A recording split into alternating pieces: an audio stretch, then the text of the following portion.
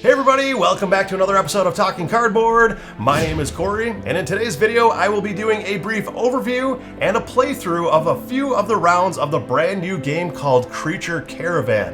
It is the newest game in the lineup of games by Red Raven Games, the publisher, and designer-illustrator Ryan Laukat.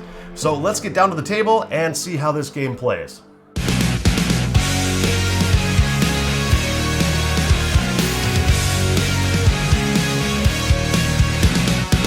Alright, and as you can see, set up here on the table today is Creature Caravan.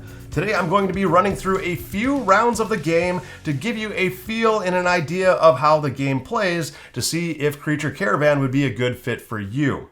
So today, like I said, I have it all set up, but I have it set up for the solo game. So this is the one-player game. I am playing the AI opponent, but in all reality, this game is a multiplayer solitaire style game anyway. So whether or not you're playing one player all the way up to 4 players, it pretty much plays the same way, except for a couple minor changes, no matter the player count. So just wanted to throw that out there that this is technically a one-player playthrough of the game. I have a separate camera set up over here, as you can see in the bottom left-hand side of the screen, so you can see a zoomed-in view of my hand of cards. Creature Caravan, in its simplest overview, is basically each player is trying to travel from west to east, stopping on various locations on this map in the center of the board to do different actions, to build a tableau of cards, and essentially you're trying to get the most victory points by the end of 12 rounds to win the game. So that is Creature Caravan in its simplest form, but what are we technically looking at here? What is going on?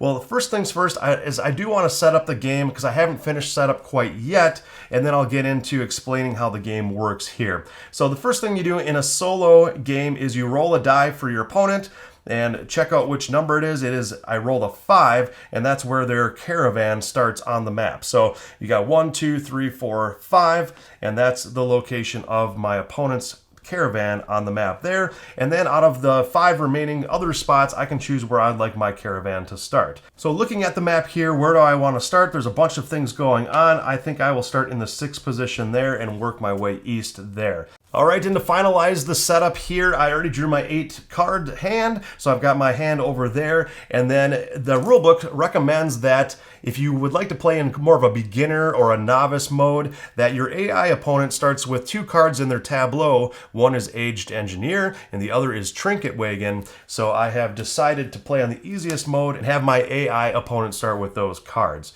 So playing through the game, what are we going to be doing? Well, first things first is all players are going to roll their 5 dice. As you can see in the top left-hand side of the player board here, all players start with 5 dice that they get to roll at the beginning of every round. If you don't like the roll, you are allowed to re-roll 1 time, but if you choose to do so, you have to re-roll all of your dice. I like the roll I've got here. Higher numbers are generally better in this game. I have a couple 4s, couple 5s, and a 6, so that was a good roll I would like to keep.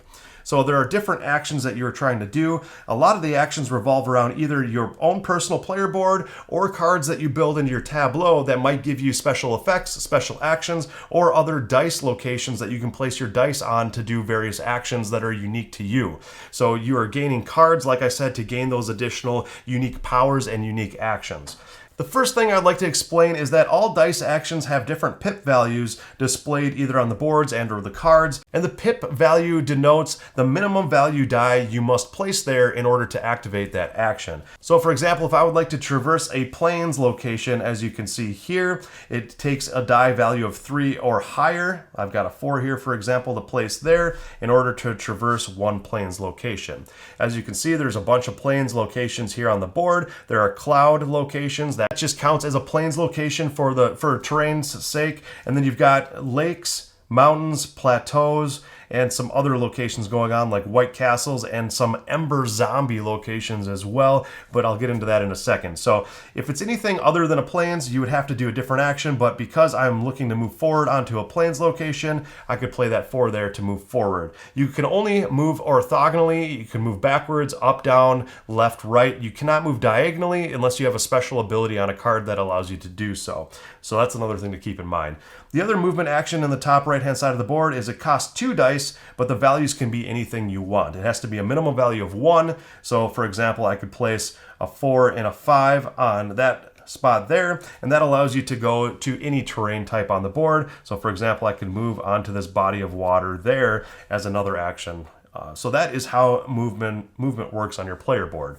Like I said, you can get other actions on cards that would be better than your basic actions throughout the game as well. Another thing on your player board here, you can see a couple conversion rates here. Those are anytime, as many as you want, free actions you can do on your turn. And basically what this is saying is that you can discard a card from your hand to gain a food, or you can discard 3 cards from your hand at any time to gain a coin. So food and coins and other resources is a great way of purchasing cards and placing them into your tableau throughout the game. So that is something to keep in mind. Another action on your player board here has a sword icon. Whatever value die you put next to that sword icon, that tells you how much combat value you have when you're trying to fight off the Ember Zombies. But I will go into the Ember Zombie board and the trade board and other ways of gaining points throughout the game a little bit later in this video. But that is, for example, any card or any player board that has a sword next to it, you can place a die there for a combat value to fight those Ember Zombies.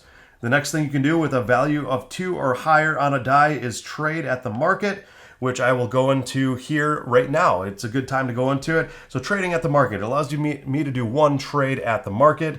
For example, if I am trading coins or bags, I can trade them in to gain food, which, like I said, food is great at helping you purchase cards to your tableau. It's a good way of gathering food and getting victory points for the end of the game. How that works here is, for example, if I had a coin in my pool of resources and I wanted to trade at the market, for example, I could trade in 1 coin in that first column there to put a cube at the top of it, and then I would get 2 victory points at the end of the game for making that trade action there. In addition to that, I also gain the amount of food equal to how many resources I turned in plus 2. So for this action here, I would gain a total of 3 food. So that is a great way of gaining additional food in a hurry. Another resource you can turn in on the trade track, for example, is the bags here. So if I had a bag resource, I could trade that in to put a cube on one of the bag columns to gain, again, the amount of bags I traded in plus 2 in food. So that first column would gain me 3 food again. It's only worth 1 victory point at the end of the game though, whereas the first column of coins would gain me 2 victory points at the end of the game. The way these columns and these tracks work is that at the end of every round, all the cubes that are on those tracks move down 1 spot, and as soon as the cubes reach the last location on the track, then that resource or that Ember Zombie track can no longer be activated for the rest of the game. So you are kind of racing with your opponents to get to the most cost-effective columns that you can, but it doesn't completely block you out for the rest of the game. You just have to trade in, for example, more coins or more bags to gain your additional food and end game victory points. Another set of actions on your personal player board is in the middle of the player board here, and that is simply dice to gain cards from the deck. So for example, here you've got 2 locations with a value of 1 or higher on a die. You can place the die in that spot to draw 1 card, and then you've got a location that the die face has to be a 5 or higher, but you get to draw 3 cards off one of the decks and keep 1 in your hand. So that's a good way of cycling through cards and trying to get cards that you might need in your tableau. And then the last column here is simply a value 4 or higher die will gain you a bag resource, or a value 5 or higher die will gain you 2 food resources into your resource pool. So very basic generic actions on your personal player board, but like I've said a few times, there are ways to gain cards and purchase cards into your tableau to get you better and better actions and build up your engine throughout the game. All right, and now that we've gone through the personal player boards and the actions on the personal player boards, let's go through the map tiles and what these different locations mean.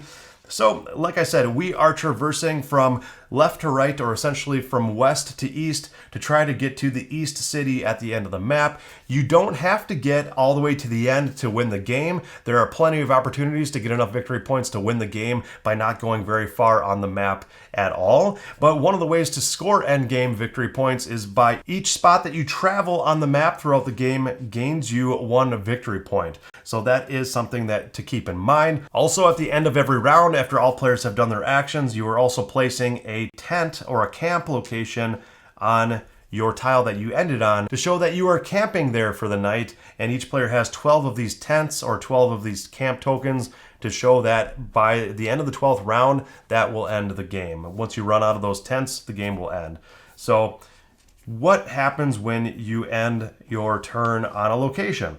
Well, if you end on a tile that has nothing on it, nothing will happen. If you end your turn on a cloud tile, nothing happens. But there are a bunch of other tiles that things will happen. Mountains and plateaus, they're just more difficult to traverse. But for example, some of these lake or pond water locations have a fruit icon on there. So for example, if I ended my turn on this body of water here with this fruit icon and I placed a tent at the end of the round on there, I would then get to gain access to that fruit, and I would gain a fruit token to my player, my resource pool. And what fruit does is it's a really cool resource where some cards that you gain throughout the game can actually gain you victory points for having fruit. Or another really cool thing to do with it is that if you place a fruit on a card in your tableau, it's stuck on that card for the rest of the game. But what that does is that makes one of the worker placement dice locations on that card a value of 1 for the rest of the game. So you can place any value die on that location to trigger that action. And some of the actions require a 4, a 5, or a 6, some really high value dice that these fruit tokens can really come in handy to make that a 1 pip value to make some of those card actions very easy to trigger. So fruit is a really great resource to go after in this game. Another resource is this treasure chest or this box location here. So if I end my movement on there, let's say I was at the lake one turn and then I used another tent to trigger that treasure chest, I would gain one of these top treasure chests at random off of one of these stacks, flip it over, and for example, you gain treasure as shown on the bottom side of the token. So for example, here, I would gain 1 coin resource to my resource pool, and I would get 1 victory point at the end of the game for gaining that treasure chest. I'll put that here on the bottom of the stack. So treasure is very valuable as well. And then a couple other things here. If I ended my location on one of these white tower locations is what it's called, place a tent here, for example, I would get to draw 3 cards off the top of the deck and place it into my hand. So these white tower locations are a very good way of gaining additional cards in a hurry.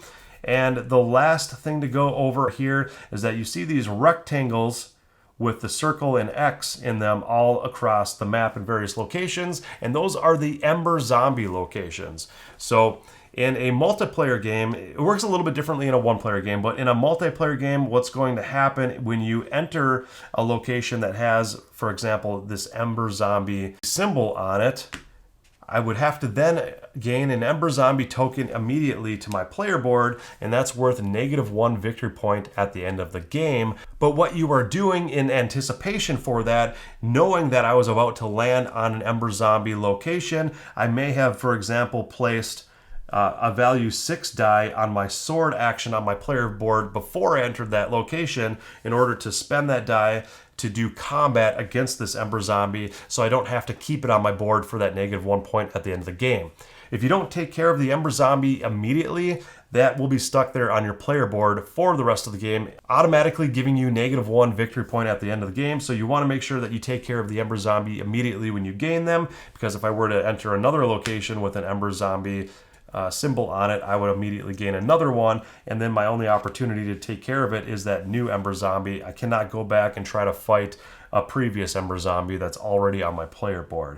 So how to fight that? Like I said, if I had a value 6 on my sword, I could resolve that value 6. I could take one of my cubes and go over to the Ember Zombie combat track over here, and its values from 5 all the way up to 22 combat.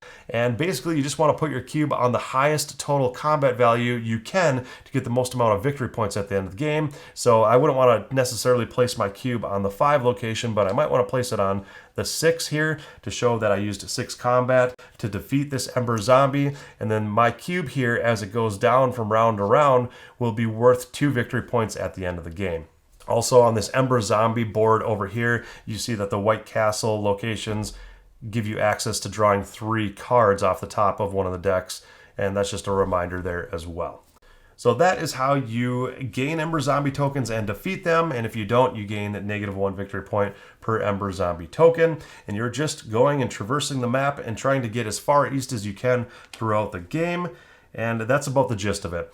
Really, this is a tableau builder, kind of a combo game where you're trying to combo various effects and various actions with the cards that you gain, and then also you're trying to combo the cards with different keywords on it to gain victory points by the end of the game as well. Because a lot of the cards, for example, will say if you have so many machine cards, you gain, let's say, 1 victory point per machine card by the end of the game, or giant cards or different keywords will gain you different amounts of victory points by the end.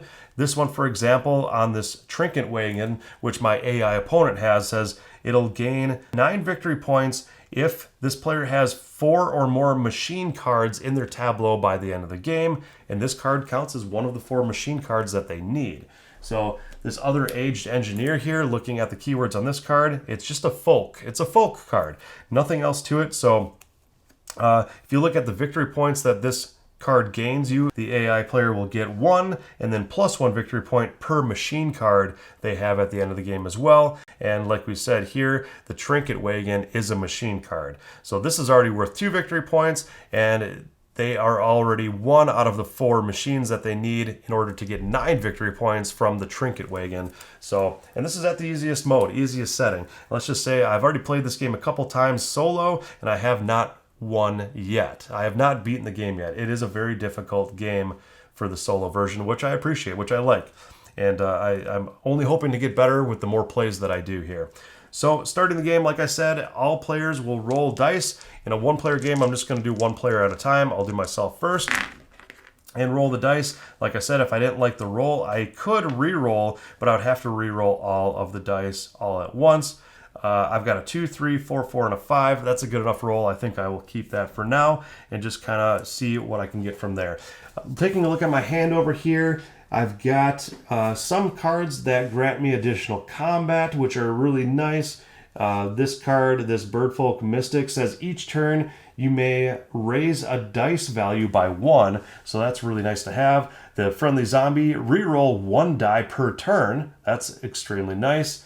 The Snail Rider gains you more food. The Bee gains you 3 food. That's a really good card. The Zoological Scholar, 12 victory points at the end of the game if you have 1 of every type of card in your tableau, and there are 10 different types of cards in the game. And it also says that all deadly, shy, and nocturnal cards cost 2 fewer food to put into your tableau. So that is a very nice card as well. But the cost in the top left corner, as you can see here, is 2 food and 2 coins. So it's a fairly expensive card. Coins are kind of hard to come by, so it's a fairly expensive card to get out into play. But it's a very good one if you can manage to do that. The Night Maiden here, it allows you to traverse mountains and plains with a value 6 die, plus 1 traversing mountains and plains if I've got 2 or more nocturnal cards in my tableau, and this counts as a nocturnal card, so 1 out of the 2 that I'd need. And it also has 9 victory points at the end of the game if I have 4 or more nocturnal cards in my tableau. And looking at my hand here for the amount of nocturnal, there is a nocturnal here, and that counts as a nocturnal, so only 2 out of the 4 that I'd need, but that might be kind of a fun one to go after. The only problem there, as you can see, is that it costs 8 food to put into my tableau, so that's very expensive.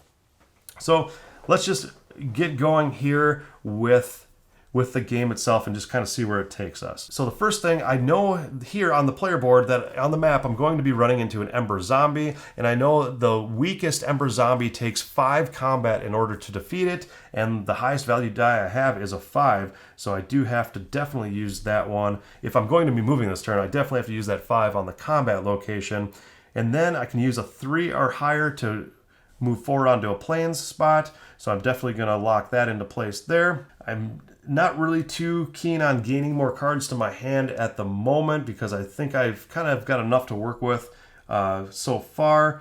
A good way of gaining food is obviously discarding cards. For every card you discard, you gain a food token. I don't have any 5s left to gain 2 food there, so that would be a good way of gaining food and trying to get some of these cards into play. Reroll 1 die per turn would be nice to have. Each turn, you may raise 2 of your dice by 1 would be very nice. I think my goal here is to get this Birdfolk Mystic into play, and it costs 6 food. And how am I going to do that? One thing I forgot about setup is that each player also gets to start the game with 1 coin. So I've got a coin there, which is nice. I need to try to get to 6 food. And how am I going to get to 6 food? Well, I think one of the things I can do here, for example, is I can use this value 2 on the trade at the market action there. And I've got a couple value 4s here. I think a bag token will definitely come in handy in the future. And then maybe let's just gain a card to our hand. So let's resolve this in any order I'd like. So first, let's resolve the 3. We're going to go forward onto the plains location. It is an Ember Zombie token location, so I gain an Ember Zombie to my player board. I'm going to resolve this value 4 die to gain a bag to my resource pool. I'm going to resolve this value 4 to draw a card to my hand. And it is the Sand Serpent. You may move diagonally, and it's got a die location you can place on this card, which is whatever the value die is, +2 is your combat, in addition to also placing potentially a die on your player board. So that dragon is really helpful. I'm going to throw that just right on there. The hand is getting a little bit full here, but that is okay. So another thing I want to do here is let's take down the Ember Zombie. So I'm going to remove this value 5 sword die to place one of my cubes on the value 5 track on the Ember Zombie location to defeat that Ember Zombie. So I'm not going to be gaining a -1 at the end of the game. In fact, I'm going to be gaining 1 victory point at the end of the game there, as you can see on the player board. And the last thing I want to do is use my value 2 to trade at the market. Trade at the market, I can trade 1 bag away or 1 coin. And I think I'm just going to go ahead and trade away 1 bag. So I'm going to put the bag resource back in the pool. I'm going to put one of my cubes at the top of the bag track, and then I gain the amount of food equal to the amount of resources I contributed +2. So I contributed 1 bag +2. I get 3 food. So that's an easy way to gain some food. I'm really trying to, like I said, looking over at my hand here, gain this Birdfolk Mystic to my hand. It costs 6 food to do that, and I already have 3. And a good way of gaining, like we know, gaining additional food is every card I discard, I gain a food. So let's just discard 3 cards out of my hand. 3 that I don't think I'll ever really get around to playing too much. Let's just get rid of these 2, and then maybe this one here. Reshift my hand around, throw those in the discard pile. So I discard 3 cards to gain 3 additional food. And now I have my 6 food needed to play this Bird Folk Mystic card to my tableau. So I'm going to spend the 6 food there. Bird Folk Mystic, it says each turn you may raise 2 dice by 1 value, which is really nice. It helps me raise a couple dice by an additional pip if I need to, so I don't have to re-roll and take a chance and risk it by re-rolling. And it also says it's worth 8 victory points at the end of the game if I have 4 or more flying cards in my tableau, and the Bird Folk Mystic counts as 1 out of the 4 flying already. So that is really cool as well. So that is pretty much my turn. I've resolved all my dice, and now it's going to go to my AI opponent. And then after my AI opponent goes, we'll each place a tent down to show that we are camping there for the night. And then we re-roll our dice and go on to round number 2. So over to the AI board, like I said, the solo game works a little bit differently than a multiplayer game because you are triggering this board in a different way. But I will show you how that works here. So the AI player doesn't re-roll any of their dice, but you do have to resolve the board from top to bottom, and you have to fill in all locations that are valid. So starting at the very top of the board, you can see that you're looking for doubles of 4s, 5s, or 6s. Did I roll any 4s, 5s, or 6s?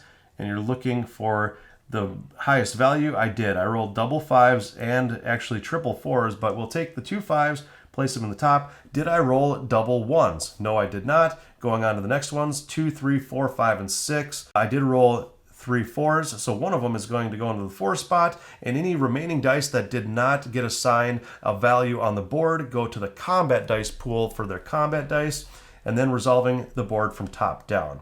The pair of 5s says you complete the lowest available trade. If you're tied, you choose coins. So resolving that, completing the lowest available trade. The lowest available trade here is the bag location. It'll push my cube down 1 spot, and they get into there. And then they don't gain any food or anything like that, but they will get a victory point at the end of the game for going to that location. And then If I had double ones, it says I would move the Caravan forward 2 and up 2, but I did not have that. If I had a value 2 die, it says move forward 1 and 1 down. Move forward 1 and 1 down, it would be on the same location as me. So really the pair of 1s and the 2 value dice move their Caravan along the map. A value 3 says, which again I didn't have, but just going over this here, it says draw until you can keep 1 card that matches an incomplete victory point set in their tableau. So for example, if they're looking specifically for, like this trinket wagon says, it's 9 victory points at the end of the game if they have 4 or more machines, and they only have 1 machine right now. So if I had rolled a value 3 die and resolved it, I would be searching through this deck 1 card at a time to find the first machine card I can and add it to their tableau so they can try to complete the victory point set of cards as quickly as they can. So now onto the value 4 die, which we actually do have. So resolving the value 4 says roll all of the combat dice in the combat pool and add them together. So like I said, there was 2 leftover dice that were placed in their combat pool. So we're going to go ahead and roll those, add them together, and 5 and a 2, add them together for a 7. And it also says add 1 attack per action on the bot's played cards. The bot does not have any played cards that have the sword icons on any of the cards. And then if the result was a value of 6 or higher, it defeats the lowest available Ember Zombie or lowest available enemy. And if it's less than 6, they would gain an Ember Zombie token. Because they rolled a 7, they do defeat an Ember Zombie. The lowest available here is a 5, so they go ahead and defeat that. If the roll had been a 5 or lower, they would gain an Ember Zombie token to their player board, and it would be worth -1. There's already another Ember Zombie on there, but it'd be worth -1 victory point at the end of the game if they had rolled less than 6. So that is how that works. And then if I had a value 5 die on the AI opponent, they would gain 1 fruit token. And if I had a value 6 die, it says draw 5 cards and keep 1 with the highest victory point value. And it also says if tied, you choose which card. If tied for the highest available victory points are tied, then you choose one. And then you only count the number of victory points. You ignore any of the modifiers. So you're not necessarily looking for the best combo card that'll work with the AI opponent's tableau, but you're just looking for the highest inherent victory point value card you can out of the 5 cards that you draw. So that is essentially the entire player board for the AI opponent. We resolved all their actions. Now we're going to be camping for the night. AI opponent did not move at all, so they're camping in the same location they were at. I am camping in the location here with that Ember Zombie that we defeated. And on future turns, if we don't move at all, we just camp in the same location and put another tent in the same location, and you can stay there as many turns or as many rounds as you'd like in a row.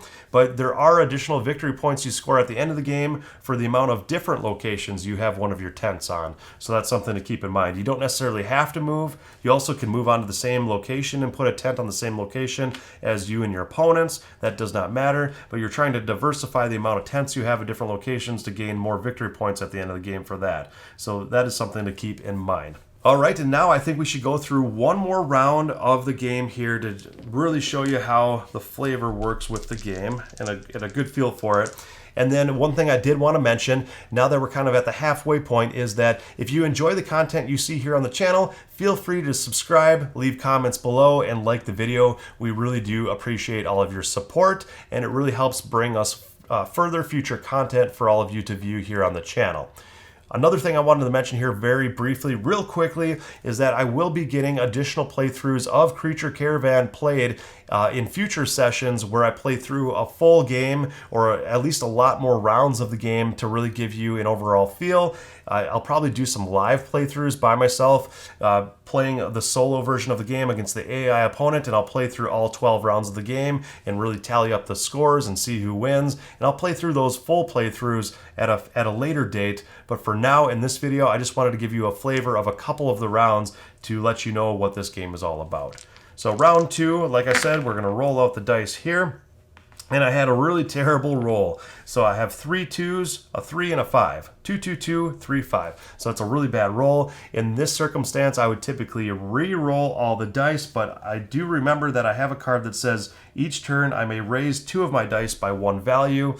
I could make that a 6 and that a 4, or 2 of the 2s, I could make them 3s, but that is such a poor roll that I think I'll roll one more time and take my chances. So I'll roll it out here. Much better roll. Okay, so I've got a 2, 3, 4, 4, 6. Looking at the different values here, I definitely need a 5 in a couple of the locations, which would be nice to get bread and additional cards. And a 2 and a 3 I can get by just fine with that. And I do have a 6 in case I need to fight any other Ember zombies. So I think I'll raise these 2 4s and make them 5s. So now I've got 2, 3, 5, 5, 6 to work with on my player board here. So moving along, I do want to move along. I don't want to camp at the same location like I just said previously to try to gain additional victory points. And I think one of the things I want to go after is being able to traverse land a little bit better. But I need more cards to do that. So I definitely not only want more food, but I'm going to want more cards. The draw 3 and keep 1 would be nice to look for specific cards. Another bag token would be nice, but I'm really looking to try to get my caravan going here, and I'm kind of blocked by these locations here. This is really tough to traverse through, but I will be gaining more food. I could trade my coin away at the market. Yep, that would be fine. So let's go ahead and do a trade at the market, and then I'll use my 3 and my 6 up here to travel. So I used 2 dice to travel, so I can travel on any terrain type. So I will spend these 2 dice to travel onto this body of water there. I will spend my value 5 die to gain 2 food tokens. So that is really nice. I will spend my value 2 die to do a trade at the market. I will trade my coin away, and it's 1 coin, so I'll place my coin here there at the top there. So I gain one coin's worth plus 2 food, so I gain a total of 3 food. So let's trade these 2 in and get a 5 token. Now I'm up to 5 food, which will help me purchase some more cards here in a second. And then I will spend this value 5 die to draw 3 cards and keep 1 in my hand. So I will show you under this camera here the 3 cards that I drew, and then we'll have to decide on 1 to keep. So this one's real nice for additional combat. This one, or let's see, so additional combat, it says 8 victory points if you have 3 or more magic cards, and I do already have 1 magic card in my tableau, so that one would be real nice. This Dino Wagon Machine Giant allows you to traverse any land type with a value 6 die. It's only worth one victory point at the end of the game, but it's not too expensive to get into your caravan. This one costs 10 food to get into your caravan, and it is a Glogo Merchant, and value 4 or higher die gets you a food and a coin, which is real nice. And then it's worth 7 victory points at the end of the game if you have 5 or more folk cards. So that one is a little bit difficult to get to. I think combat would be real nice, and the amount of victory points is real nice. I think if I can end up getting a food token, which I'm going after next round, I could make this value 6 into essentially a value 1 to traverse any land type for any value die in the future. I know it's only worth 1 victory point. It only costs 4 food though, but I think I'm really trying to move ahead on this map the best I can, and I know that my caravan is set up to move forward onto a fruit token here in a second. So I think I'll keep the Dino Wagon in my hand, and I'll discard the other 2 cards to the discard pile. So now that is what my hand is looking like there. All right. So now that I've got the Dino Wagon in my hand, now that's very appealing to try to put into my tableau. And look at that. I only need 4 food and I already have 5. So I think I'll spend 4 food, get 1 in change to actually bring the Dino Wagon into my tableau. And now I've got that action to use in addition to my generic actions on my player board, which is real nice. And one thing I forgot to do at the end of last round, anytime that you're camping at a campsite at the end of the round, is when you actually move down the cubes on any of these tracks. This one I just placed this turn, so I'll leave that there, but these 2 should have actually moved down. And because one of them reached the location with the icon of the track on it. Now all cubes move down to the very bottom, and that column can no longer be triggered by any other players for the rest of the game, and any players that were there previously and then moved all the way down to the bottom there will gain that additional victory points at the end of the game. Same thing here, move down one spot. My cube reached the sword icon location, so all cubes move down, and now that's showing that that both the AI and me will be scoring 1 victory point at the end of the game. So now going through the final turn here of the AI opponent, we're going to go ahead and roll their dice here, and we've got 1, 2, 2, 4, 6. So first things we check is any doubles of 4, 5s, or 6s. We don't. Any doubles of 1s, we don't. So then we just fill in the rest. We've got 2, 4, 6, and the leftover 1 and 2 here get put into the combat dice pool. And now resolving the 2, it says move 1 forward and 1 down, 1 forward, 1 down. So that is where that Caravan is going. One thing in the solo game that you should keep in mind is that the Caravan of your AI opponent, when landing on an Ember Zombie icon location on the map, they do not gain any Ember Zombie tokens. They only gain that through either succeeding or failing with their dice on their own player board. So that's something to keep in mind. So we resolve that value 2. The 4 is the same thing as before. We roll the combat dice that are in the pool, add up the total. It's a total of 6, and we know that because it's a total of 6, they will defeat the lowest value Ember Zombie on the track. So they're going to get 2 victory points for defeating the value 6 at the end of the game. If, for example, like I said earlier, if I had rolled, let's say, a 3 and a 2, so it would be a value 5. If it's a 5 or lower, they would have gained an Ember Zombie token to their player board for -1 point at the end of the game. So I really want my AI opponent not to be rolling as well as they've been rolling so far. But there you have it. So the last die here is a value 6. It says draw 5 cards and keep one of the highest victory point value. So we're going to draw 5 cards off of one of the tops of the decks. 3, 4, 5. Keep the highest value. I'll show you in the hand here. So this one's worth, and we're not looking, like I said, at any bonuses here, just the inherent value. So this is a 7. This is worth 0 victory points, 1, -5, and 3. So they will keep the 7 victory point card and put that into their tableau, and the remaining cards get put into the discard pile. Now that it's the end of the round, we're each going to put a tent at the location that we decided to camp at that night. And that was 2 out of the 12 rounds of the game. It's basically a rinse and repeat for the next 10 rounds, and whoever has the most points after endgame scoring wins the game. So I hope you enjoyed that. I know that was brief, quick, just a couple rounds of gameplay, but it gives you a little bit of flavor. And like I said, the multiplayer game, it's pretty much a multiplayer solitaire game when you're really playing with 2, 3, or 4 players. So it has the basic gameplay DNA regardless of player count. So that should hopefully kind of give you the feel and the flow of the game. If you have any questions, leave them in the comment section below, and I will be sure to answer those as quickly as I can. I will definitely be doing a review video, either myself or other members of Talking Cardboard with me. If I can get them down to the table to play this game with me, we'll have a review video of this game coming out shortly as well. But for now, I just wanted to let you know that I am enjoying my plays of it so far, but I don't want to give too much away on like an official review or a rating quite yet. So there you have it. I hope you all have a great day and have fun gaming.